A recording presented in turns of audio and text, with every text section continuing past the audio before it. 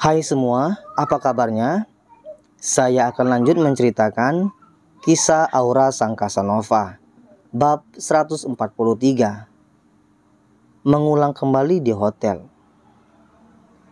Kiara dan Jiro akhirnya mempublikasikan pernikahan mereka secara umum dengan menggelar resepsi pernikahan besar-besaran dengan 3 keluarga besar, yaitu keluarga Tuan Jordi, Tuan Kiyoshi, dan juga Tuan Burli, yang tidak lain adalah ayah kandung Sania yang sudah berhubungan baik dengan Tuan Jordi, karena memang keduanya bersahabat dalam waktu yang lumayan lama.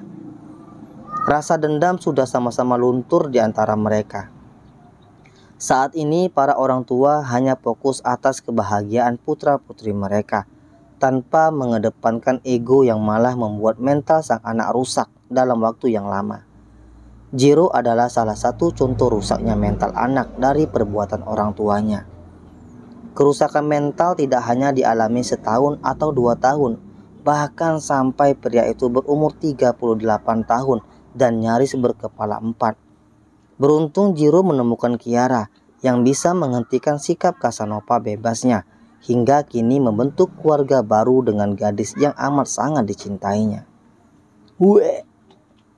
Maaf Jiro, maafkan aku, ucap Kiara yang sangat merasa bersalah ketika tidak bisa menahan muntahnya hingga mengenai jas Jiro ketika mereka masih berada di dalam ballroom untuk acara resepsi pernikahannya. Kiara, bagaimana bisa kamu muntah di jasku?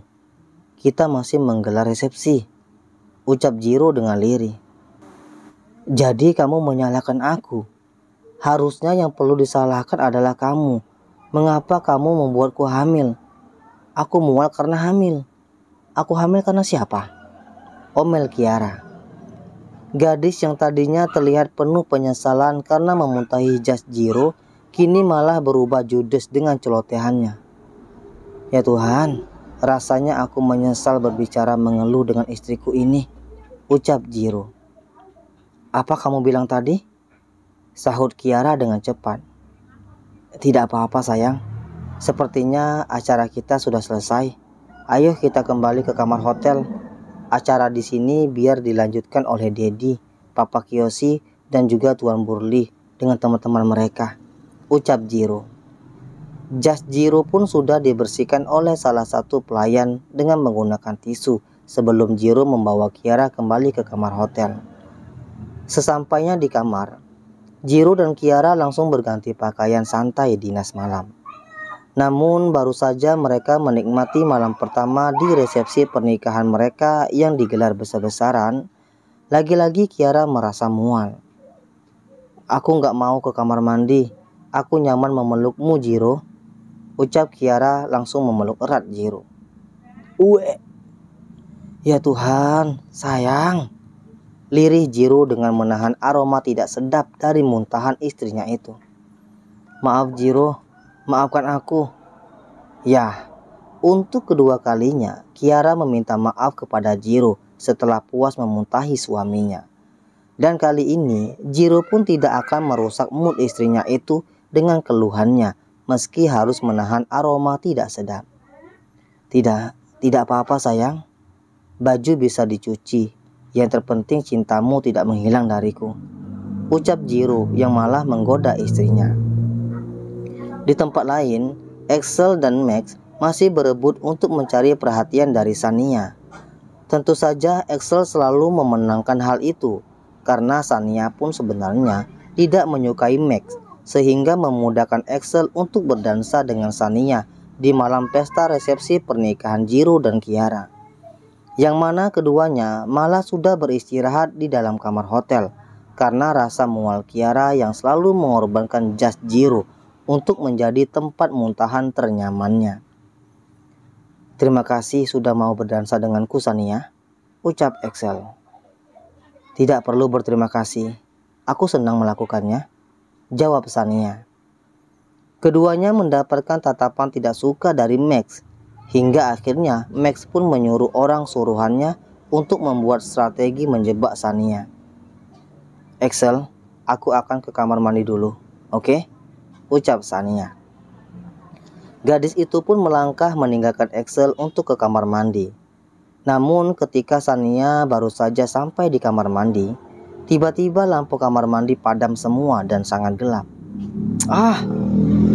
Di sana Shania seperti ada yang membungkam teriakannya, dan sebuah tangan kokoh membawanya pergi dari tempat itu tanpa tahu siapa orang tersebut. Setelah beberapa saat, ternyata Shania dibawa ke sebuah kamar di hotel yang sama tempat resepsi pernikahan Jiro dan Kiara berlangsung. "Kau?"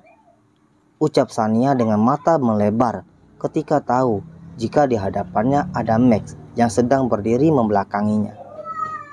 "Iya, ini aku Shania," ucap Max. "Mau apa kamu?" ucap Shania yang saat ini langsung bangkit dari posisinya yang semula tertidur akibat bius, kini berdiri dan langsung berlari untuk membuka pintu agar bisa kabur. "Pintunya terkunci dan kamu tidak bisa lari dari sini, Shania," ucap Max dengan sikap santainya menatap Shania saat ini di depan pintu kamar yang masih tertutup dengan rapat. "Mau apa kau, Max? Keluarkan aku ingin pulang," ucap Shania. "Ingin pulang atau ingin menghabiskan waktu dengan Axel?" ucap Max. "Itu bukan urusanmu," sahut Shania. "Kalau begitu biar aku perjelas lagi hubungan kita yang pernah kita lakukan, Shania. Agar kau sadar jika kamu sudah menjadi milikku setelah malam itu. Hanya satu langkah lagi untuk membuatmu tidak bisa lari dariku," ucap Max yang membuat Shania membulatkan matanya karena perlahan namun pasti Max mulai mendekatinya dan mengurung gadis itu setelah bersusah payah menerima perlawanan sengit. "Max," ucap Shania panjang ketika gadis itu sudah tenggelam di atas tempat tidur bersama Max yang ada di atasnya untuk mengulangi malam panjang yang pernah mereka lewati hingga membuat Max mengejar-ngejarnya.